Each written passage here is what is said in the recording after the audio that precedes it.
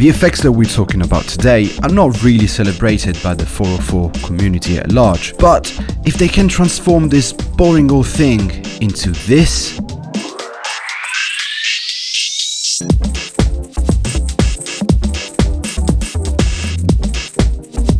I mean, I think that's worth talking about, right? When talking about effects on the SP-404, what comes to mind first?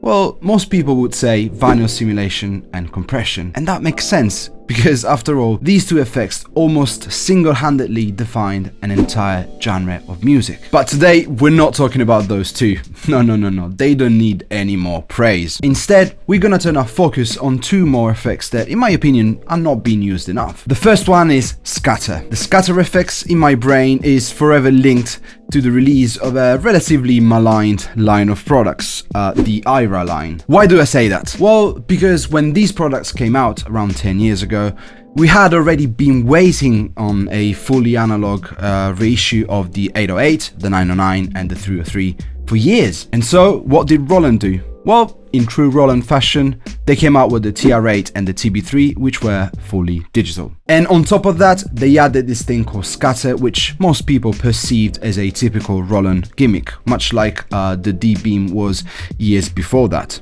Yeah, the D-beam. Remember that? But anyway, what is this thing? Well, scatter is a tempo-based combination of effects. And the combination of effects actually depends on the type of scatter that you're using and also the machines that you're using. The scatter on the SP-404 is different from the scatter on the MC-101, and the scatter from the MC-101 is different from the scatter of the TR8. But mostly is a combination of a beat repeat, big crusher, exciter, reverser, and some delay. The problem with scatter is, especially if you look at something like that big old dumb knob on the TR8, it was always presented as a live performance kind of effect. But to me, that's not the best use for it. It's not a very subtle effect, so no matter what preset you use, especially if you use it on the full mix, it's very much on the nose and it's gonna get old quite fast. No, the best way to use it is actually on single instruments and in very small doses. One thing it works really well on is drums and percussions. So I have a pattern right here made up of kick, snare and a variety of hats and percussions. We're going to mute the kick and the snare for now by pressing shift, reverse and the pads that we want to mute. And then we're going to turn the scatter on.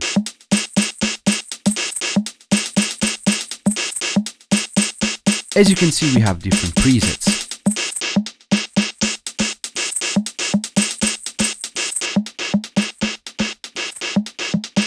If you listen carefully, 1 and 2 sound really similar to each other, and so do 3 through 6. Then 7 sounds a bit different, 8 sounds similar to 7.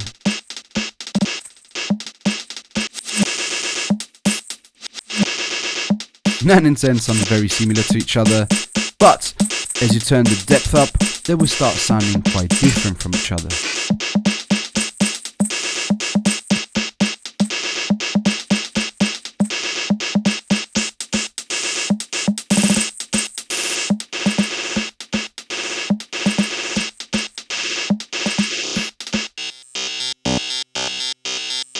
Problem is, if you turn it up too much, it sounds nasty and almost unusable, like this.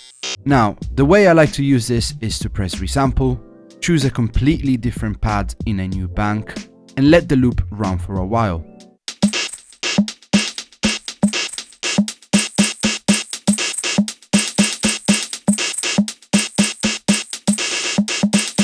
Play around with different presets.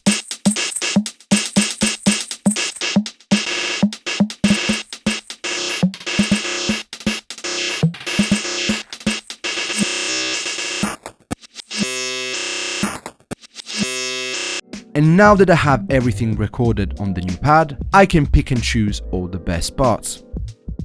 The reason why I like to do this on a new bank is that as a result, I get this very long file that I can go and chop up as if it was any other type of musical performance.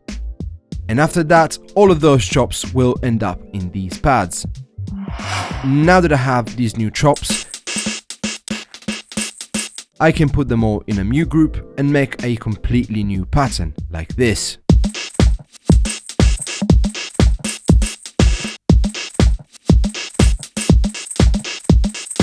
And you might be asking, why did I mute the kick and the snare before applying the effect? Well, the reason why I muted the kick and the snare is because as much as we enjoy cool, weird patterns in our drums, we still want to keep the kick and snare kind of stable and solid throughout. Otherwise, it might be a bit disorienting for the listener. This is what happens when you apply the same effect to a full drum loop.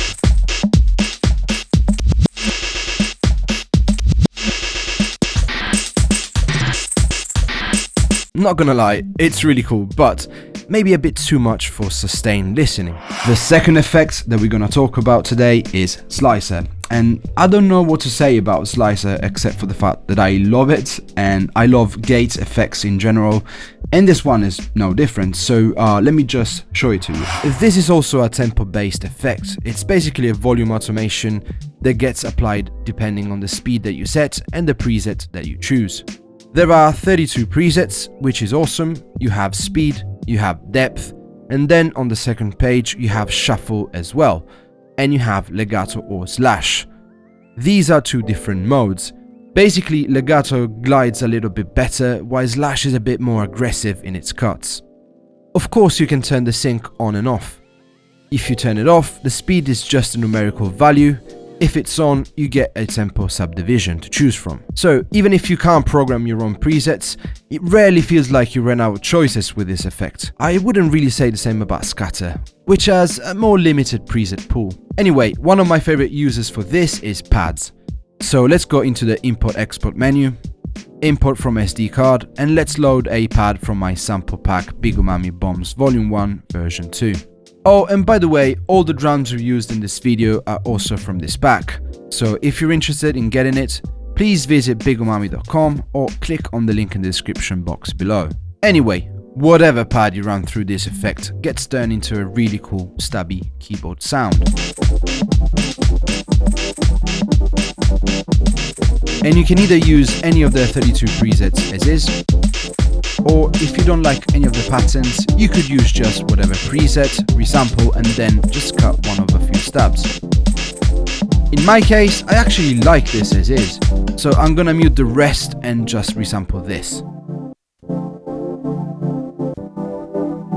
Now, I'm gonna use the resulting sound in a new pattern, and I'm gonna take it a step forward, adding some more effects on top. How about our old friend Mr. Scatter?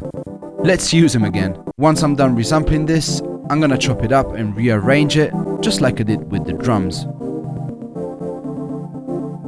And these are the slices that I ended up with.